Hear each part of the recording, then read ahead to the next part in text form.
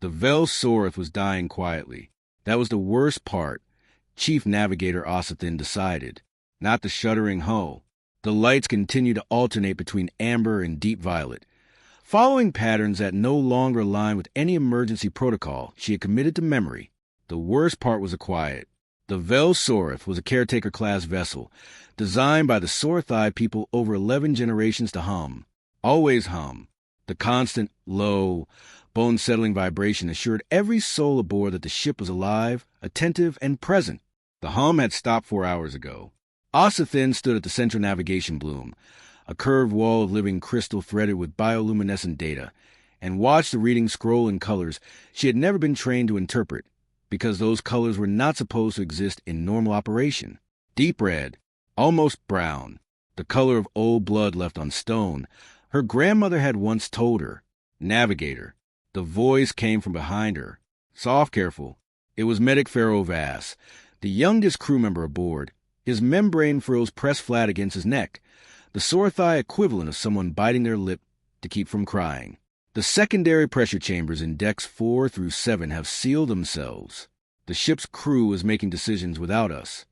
Caro, the word meant, roughly, the instinctive self. The term refers to the portion of a living system that initiates action prior to the arrival of conscious thought. Every Sorathi vessel had one, not an artificial intelligence in the cold, mechanical sense that other species used, but something grown, a nervous system threaded through the hull over decades, learning the crew, learning space, and learning particular grammar the route it traveled. The Caro of the Vel Sorath had been growing for 61 years, and now it was sealing decks. Is it protecting us or containing something? Ossithin asked. Pharaoh Vass opened his mouth, closed it. The frills on his neck trembled. Navigator. I don't think it knows the difference anymore. That was the moment Ossithin made the decision. She crossed the bloom in 4 long strides, pressed both palms flat against the warm crystal surface, and felt the ship shiver under her touch. A small thing, like a large animal recognizing a familiar hand even in fever.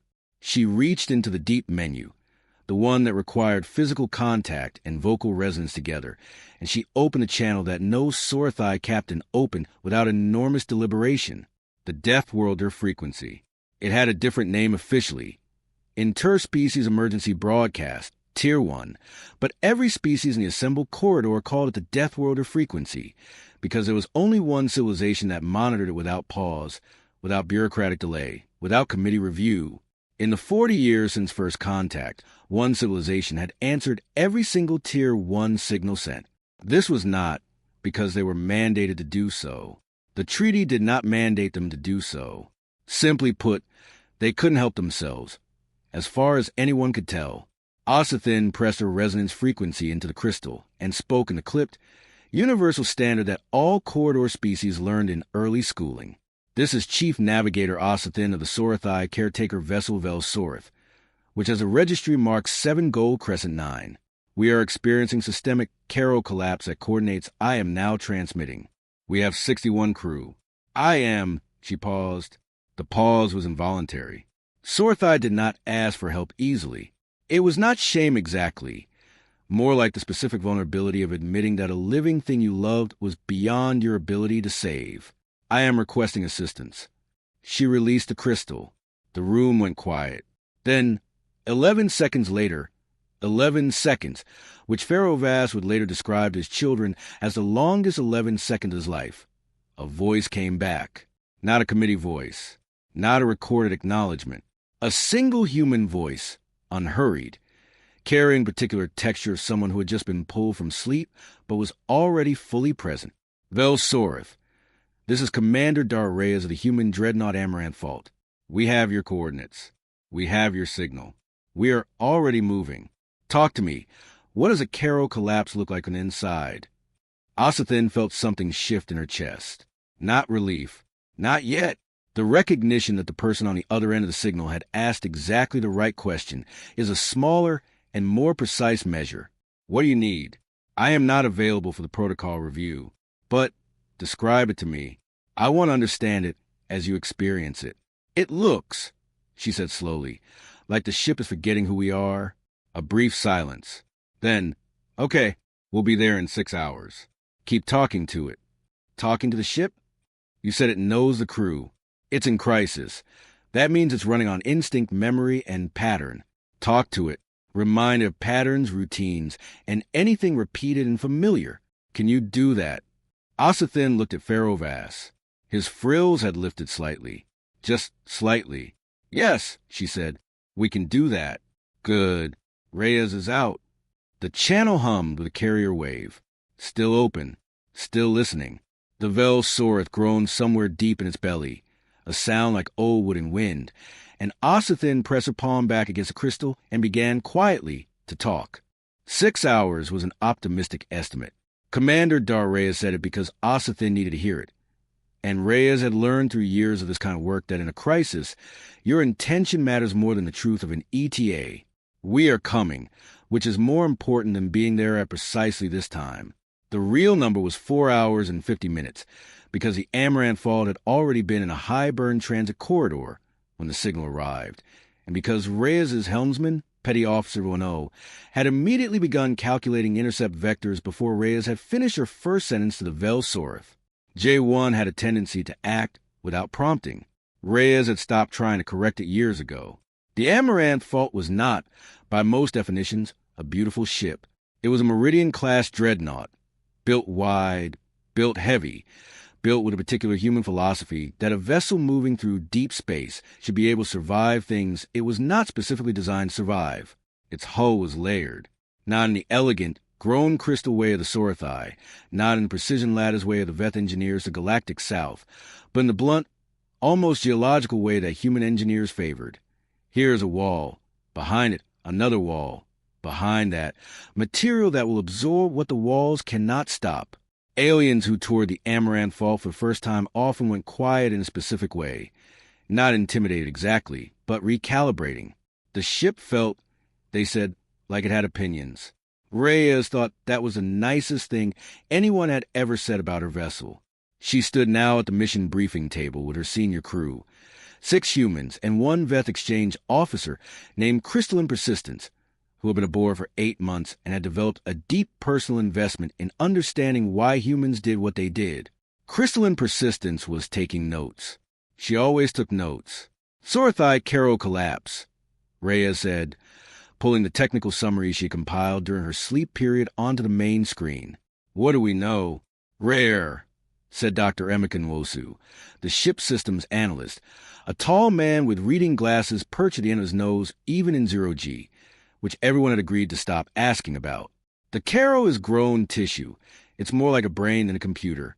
Caro collapse happens when the system receives contradictory survival imperatives over an extended period, and essentially, J1 from the helm station stated, the system has experienced a breakdown. Emeka looked at him. I was going to say it enters a recursive conflict loop, but yes, J1, it has a breakdown. What caused it?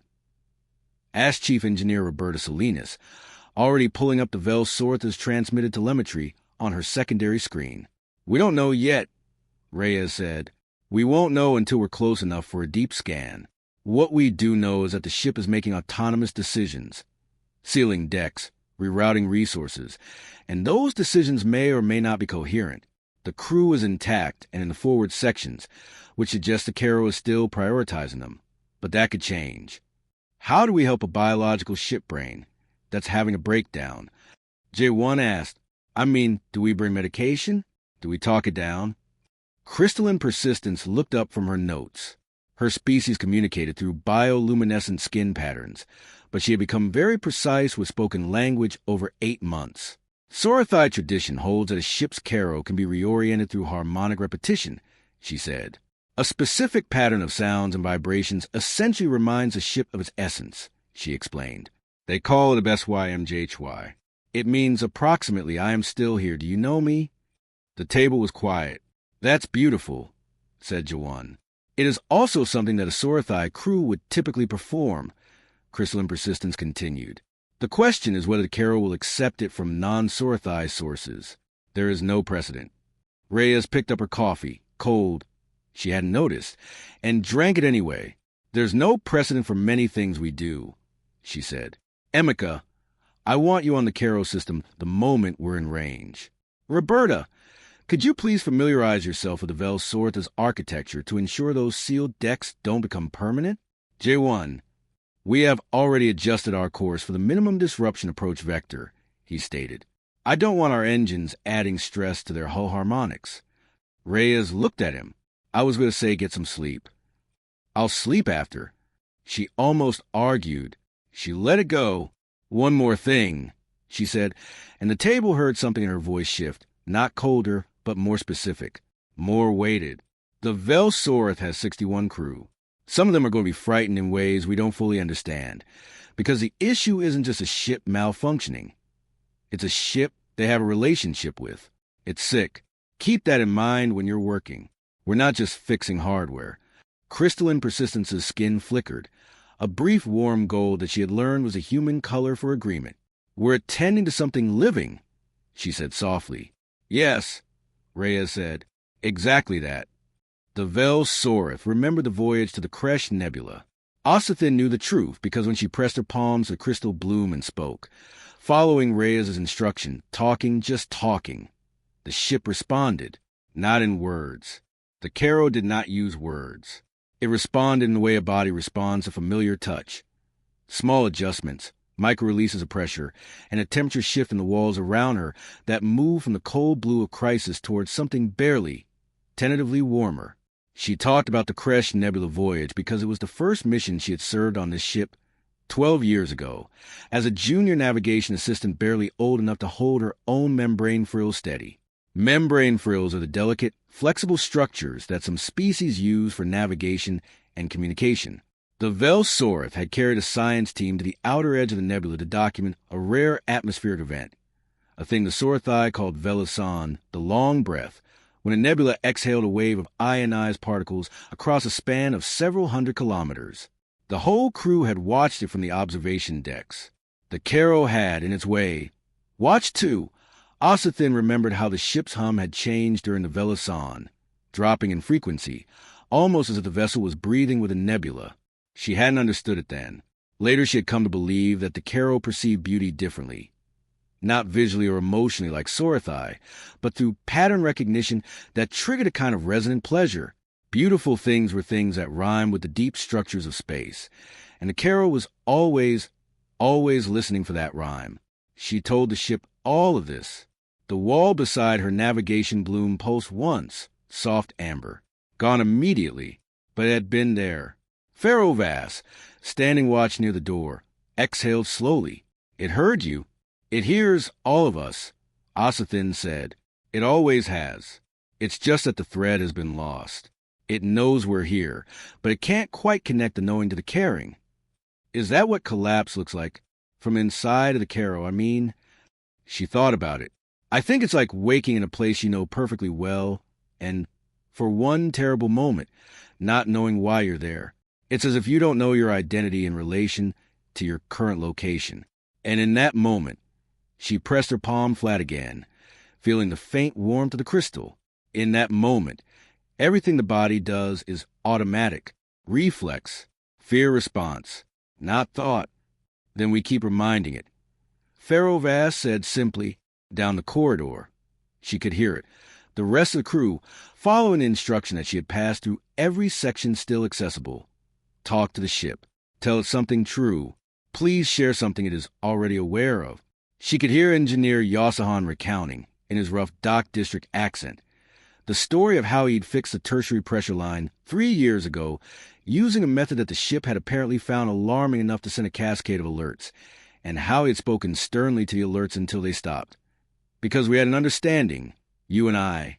You remember that? We had words. His voice was fond. His voice sounded as if he were conversing with a resolute old friend. She could hear Navigator's Aid Prince singing. The song was a low, repetitive melody, commonly used during long calibration shifts. The ship had heard that song hundreds of times, and she could feel, beneath her palms, beneath her feet, in the soles of her boots where they met the deck, the ship listening, still fragmented. The ship continued to be lost in its recursive crisis, struggling to find a way out of the turmoil that had ensnared it, which was causing it to feel disoriented and disconnected from its surroundings. But listening, hold on, she thought, pressing the thought into the crystal as if it had weight. Help is coming. The crystal pulsed amber again. The crystal maintained this color for nearly 3 full seconds. The amaranth fall dropped from transit burn into real space with a precision that made Osathin's instruments momentarily spike. Not from damage, but from sheer displacement. The dreadnought was large. She knew these facts in the abstract. She had seen the specifications in the corridor database. Seeing it in her visual field was something different. The amaranth fault was wide and dark and layered, and it moved with a heaviness that was nonetheless deliberate, like something massive that had learned patience. Osathin had met humans before, in station environments, in diplomatic contexts. She understood them intellectually, but she had never been close to one of their ships in open space, and the first thing she thought, which she later told Reyes, who laughed, was, "It looks like it has already survived something terrible and is not concerned about surviving something else." The comm channel opened. "Vel Sorath, this is Amaranth Fault. We're coming in slow. We're broadcasting on a low-frequency harmonic. Your Caro should register it as a non-threat. How is your crew?" "Intact. Out of the 61. 59 are in the forward sections. The other 2 are in sealed Area 4 crash. We can still communicate with them, and they are unharmed, but the ship will not open those sections." "Why those 2 specifically?" Osathin paused. "We're not certain.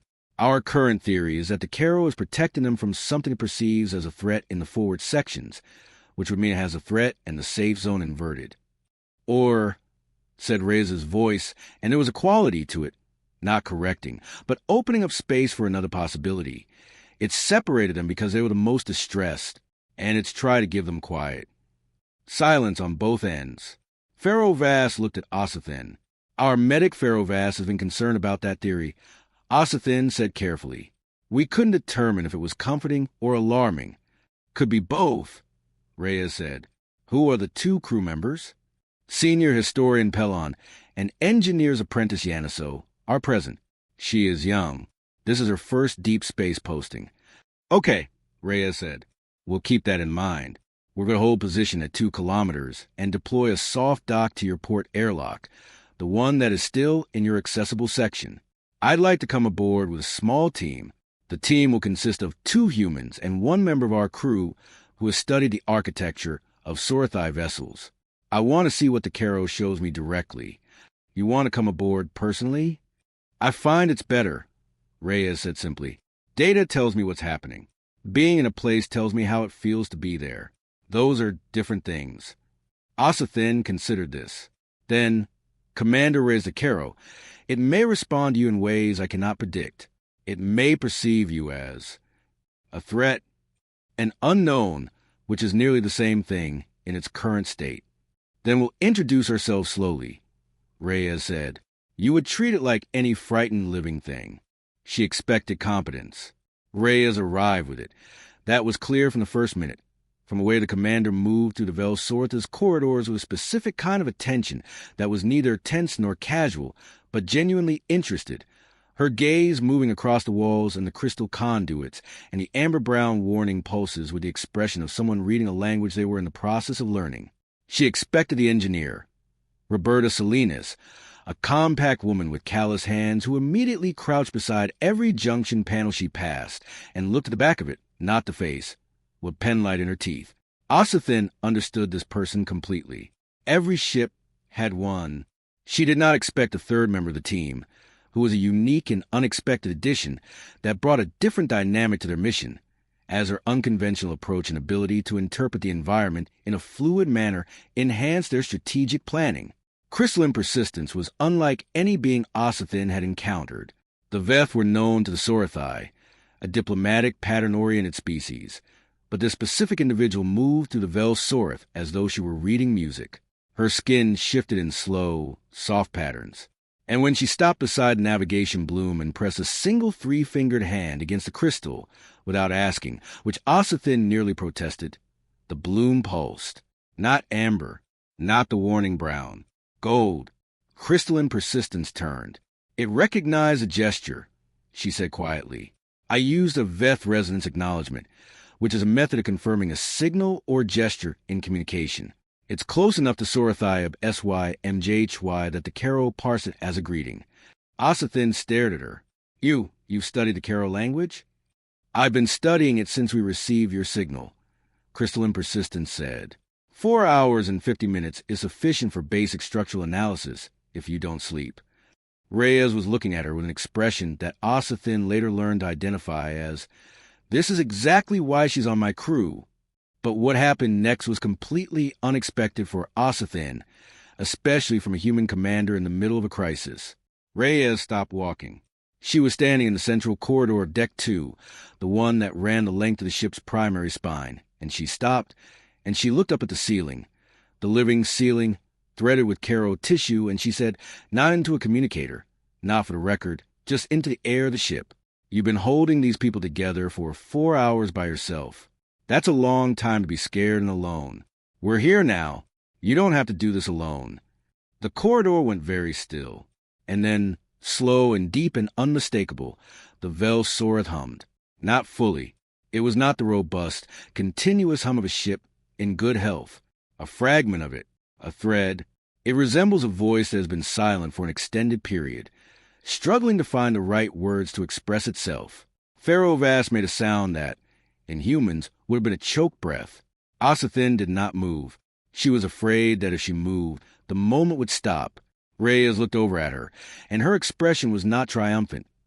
Not, "Look what I did," but something quieter and more careful. "The Karo," she said softly. "It understands spoken language. It understands intention," Osathin said when she trusted her voice. "It reads the shape of communication, not the words, the weight of them." Reyes nodded slowly. "Then let's not waste that." Roberta Salinas found it at hour 2.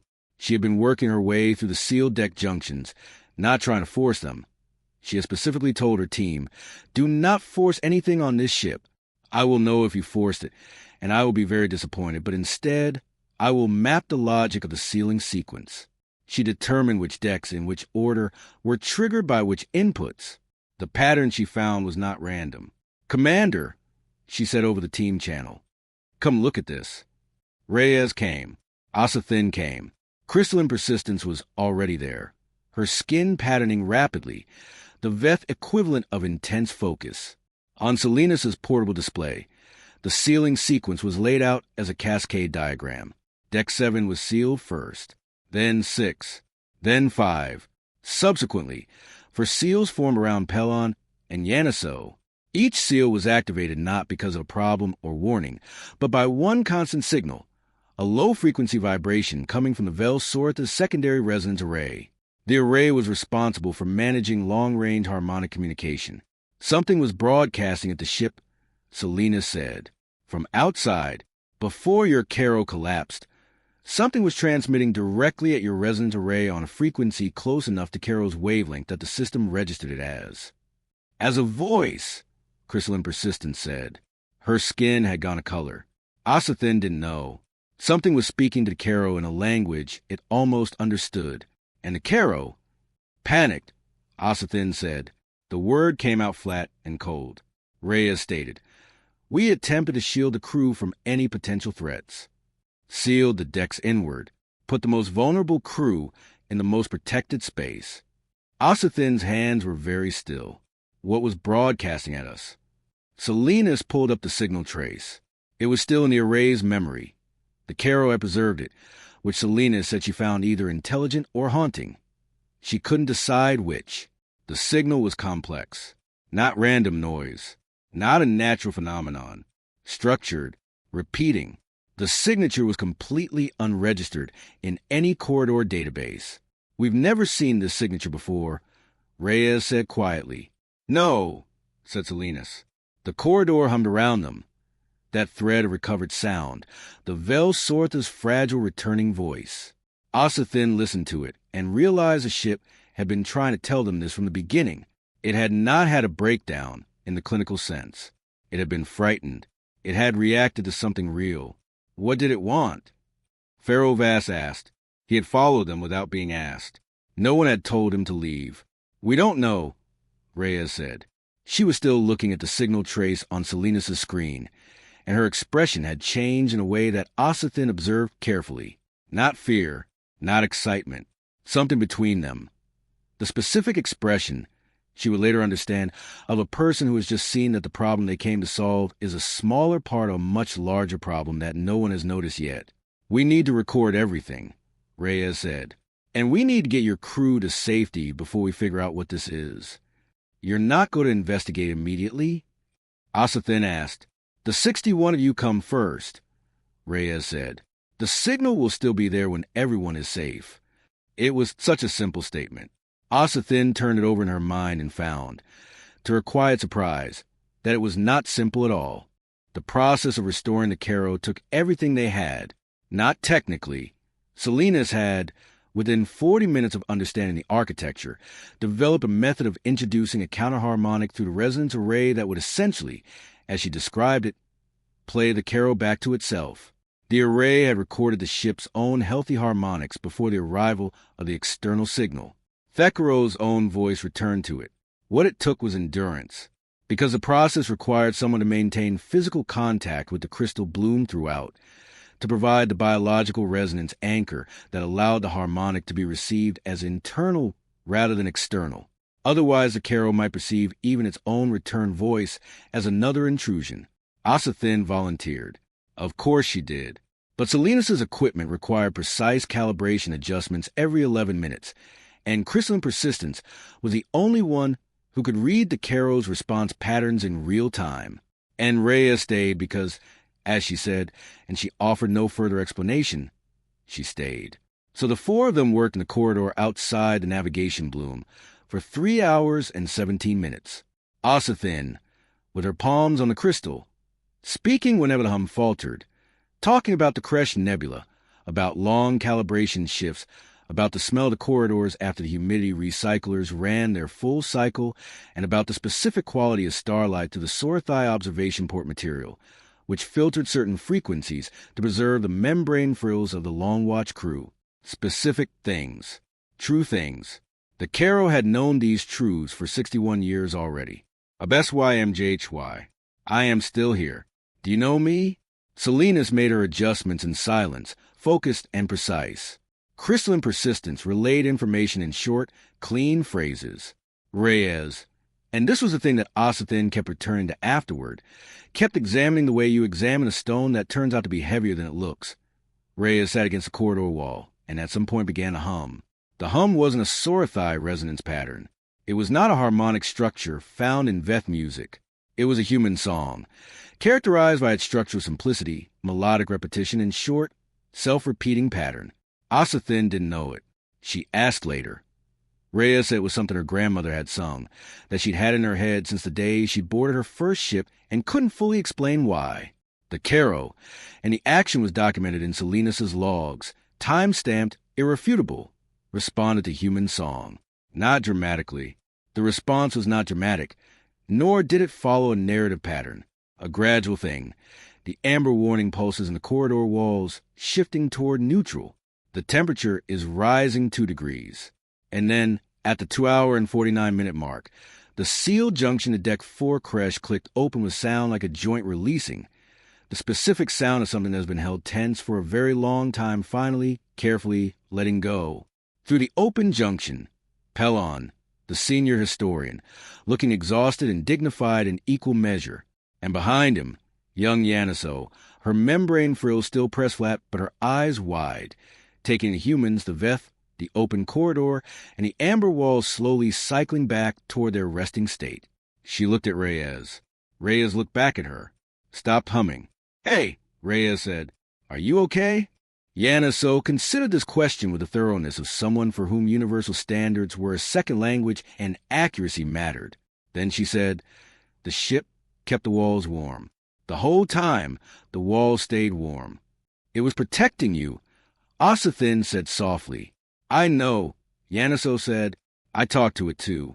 She paused. "I told it about my mother's garden. She grows things in pressurized soil columns. I described every plant. I thought," she hesitated, membrane frills thin, flexible extensions, lifting just slightly. "I thought, if it's afraid, maybe something growing would help." No one spoke for a moment. Then Crystalline Persistence's skin pulsed. Slow, warm gold. The Caro's response metrics elevated while she was in that section, she said to the room, in a tone that was technically informational and also unmistakably tender. Yeah, said Salinas, not looking up from her calibration screen, voice entirely flat and professional. I see that in the data. The Vel Sorath's hum returned fully at hour 9. It was not the fragmented thread that had been present during the recovery hours. The real hum, low, constant, and bone-settling, was the sound of a 61-year-old ship that knew exactly where it was and who it carried. When it came back, the effect on the Sorathi crew was immediate and profound in a way that no human on the Amaranth Fault had quite anticipated, despite everything they had been told. Ossithin sat down on the corridor floor. She sat down, her back against a crystal wall, her palm still resting on the bloom surface. For a long moment, she remained motionless and silent. Her membrane frills, which she meticulously controlled in professional contexts, spread fully, caught the amber light, and trembled. Reyes sat down next to her on the floor. Not to say anything. Reyes did not intend to inquire about her condition, just to sit. I need to show you something, Ossithin said eventually. I know, Reyes said. The unknown signal. They had preserved it completely. Salinas had made certain of that. In the Vel Sorath's analysis area, with the Caro now stable enough to help with data processing, they displayed the signal in different ways.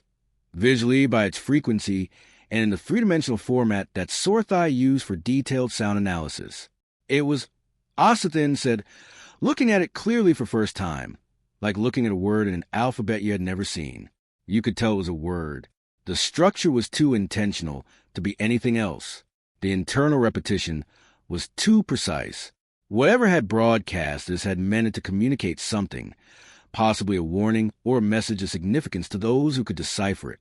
But the alphabet, the underlying framework from which the word had been built, existed in no database, was cross-referenced against no known language, and matched no acoustic signature of any catalog species in the entire assembled corridor. How far out did it originate? Reyes asked Salinas. That's the part that I keep running and getting the same answer for, Salinas said. She had the same look she wore when she wanted to be wrong, but the data did not cooperate. Based on signal dispersion and Doppler shift, it originated at least 40 light-years from your last recorded position, Vel Sorath. Maybe further. The dispersion pattern is unusual. Unusual how? It dispersed inward, Salinas said. The signal was aimed to focus over distance rather than spread. It became more coherent as it traveled. That's not how transmission physics works. None of the versions I've been taught. The analysis room was quiet. Ossithin looked at the harmonic display, the unknown word, floating in 3 dimensions, and remembered what the Caro had done when it heard it. The panic, the ceiling, and the long, desperate hours spent keeping the crew safe were all part of the hero's instinctive response. It frightened a 61-year-old ship, she said. Yes, Reyes said. A ship that's been through the Kresh Nebula, through 2 debris fields, and through a near-miss with gravitational lens event that pulled 3 of our external sensors completely off. A ship that has never, in 61 years, had a Caro crisis. Yes. Ossithin looked at her. What do we do? Reyes picked up her cold coffee. She had apparently brought it aboard, and it was still cold, and she was still drinking it, and looked at the signal display for a long time. We report it to every corridor member simultaneously. We preserve the full data package. We do not broadcast on any frequency near its signature until we understand it better. She set the coffee down. And we make sure you get home. And then Reyes smiled. Small, not quite comfortable. The smile of someone sitting with large uncertainty they have decided to carry rather than resolve prematurely. Then we find out who learned to make a long-distance signal and why they chose a living ship to say it to. Perhaps, Crystalline Persistence said from the doorway. She had a habit of appearing in doorways. They were not speaking to the ship. Everyone looked at her. The Caro is biological tissue, she said. The signal was calibrated to the Caro wavelength. Perhaps they were speaking to it specifically, not to the crew, not to the vessel. She paused. Perhaps they wanted to speak to something alive. The unknown word floated in the harmonic display. No one, for a moment, had anything to say to that. The Amaranth Fault stayed for 3 days. This was not protocol. An emergency response vessel, once the emergency was resolved, was not required to remain. But Reyes had made a judgment call, and the judgment was this: that a ship that had been through what the Vel Sorath had been through deserved a measured departure, not an immediate abandonment. The Carol was stable. The crew was whole. The sealed decks had reopened one by one over the first 18 hours as the ship processed its return to itself. But healing was not the same as recovery, and Reyes had long ago formed the opinion that the difference between those two things was whether or not someone witnessed the space between them. On the second day, Yaniso asked if she could tour the Amaranth Fault. Reyes said yes before Ossathin could raise a logistical question. Yaniso came back 4 hours later. She had been shown the engine room by Jawan, who had at some point given her a task to perform and then apparently been genuinely impressed by her completion of it, because she arrived back on the Vel Sorath with the specific energy of someone who has been taken seriously. Her membrane frills were fully extended for the first time Ossathin had seen in days. On the third day, Ossathin asked Reyes what she had thought. Honestly, when the Vel Sorath's hum had returned, they were sitting in the observation space at the forward end of the Vel Sorath, the one with the viewport material that filtered certain frequencies. The starfield outside was blue shifted slightly, the particular cool tone that Ossathin had always found beautiful. Reyes looked at it for a moment before answering. I thought, she stopped, started again. When I was very young, my father was in the hospital for a long time. Heart, old damage, and there was a monitor by his bed that showed his rhythm. When the device was wrong, it made sounds. And for a long time when I visited, the sounds it made were, she turned her coffee cup in her hands. Still cold, somehow, always cold. When his rhythm came back fully after surgery, it made a different sound, just a steady sound. And I remember thinking, oh, that's what he sounds like when he's himself. She looked at Ossathin. That's what I thought when the hum came back. I thought, oh, that's what this ship sounds like when it's itself. Ossathin was quiet for a moment. You've lost someone, she said. Not a question. Yes, Reyes said. You came when we called because... I come when people call, Reyes said. Simple, not a philosophy statement. She simply stated a fact about herself in a straightforward manner. That's just what I do. Ossathin considered this. She looked at the blue-shifted stars and felt the hum of the Vel Sorath in her feet, her palms, and her chest. Steady and present and fully itself again. The signal, she said. Are you afraid of it? I'm attentive to it, Reyes said carefully. There's a difference. Is there? Fear narrows what you can do, Reyes said. Attention widens it. She looked at Ossathin. Are you afraid? Ossathin thought about the unknown word floating in 3 dimensions. She thought about the Caro, which was 61 years old and had been through debris fields and gravitational lens events. She had heard one signal from somewhere in the dark and immediately, instinctively, wrapped itself around 61 lives and held on. I think, she said slowly, that I am afraid of what it means, not the signal itself. The fear stems from the realization that an entity has observed a living being and made the decision to communicate with it. She paused. This implies that they comprehend the essence of life. They recognize their worth and value. Reyes was quiet. And if they understand that, Ossathin continued, I don't know what they want from us, but I know they're thinking about us the way you think about a person, not a resource, not an obstacle. She looked at Reyes. Someone.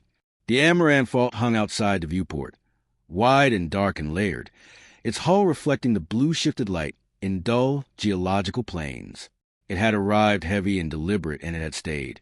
And in staying, it had changed something, not dramatically, not in the way of legends, but in the quiet way that two beings change each other simply by spending time in the same place and paying attention. On the departure morning, Reyes stood at the soft dock junction with her team. Salinas, J1, Crystalline Persistence, and Emeka and Ossathin stood with hers.